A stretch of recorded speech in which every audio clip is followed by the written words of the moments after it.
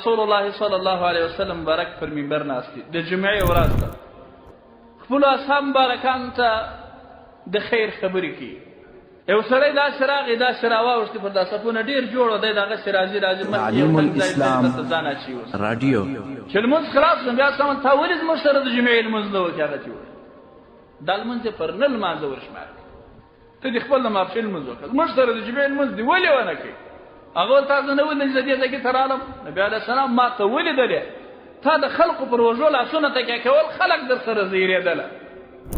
ما ته ولیدلې چې د خلقو پر وژو دې ګامونه اړول تا الله او د الله رسول دواړه زیر کړه په دې کار باندې په دغه لږ تکلیف ګوره دا چې سړی قیاس کړي د ګرد شپې خوب د دا هېڅ شی لا نه دی چې څوک ستا پر وډه لاس کېږي واوري ونور ازیتو ته چې خلق یې چې مسلمانان ته رسي دا هېڅ شی لا نه دی د دې په مقابل کې پیغمبر علیه السلام د ده د جمعې لمونځ چې د علیه السلام سره یې کړي دي پر هېڅ یې نه بولي او د دې سره دا ورته وویل چې تا الله او د الله رسول دواړه زیر کړي دي د هغه چا به څاري چې د نبي علیه السلام د امت په سواو انسانان تر سهاره خوب نشي ورڅخه کامل مسلمان هغه څوک دی چې مسلمانان د ده د لاس خولې څخه په امن هر سړی د خپل په فعل کې بس دونه قدر محتاط اوسي دا فکر دی وي چې زما څوک ناحقه ظهیر نشي ځکه د مسلمانانو زیرول دا د الله تعالی جل وعلا شانه او د رسول صلی الله علیه وسلم خفګان او زیرول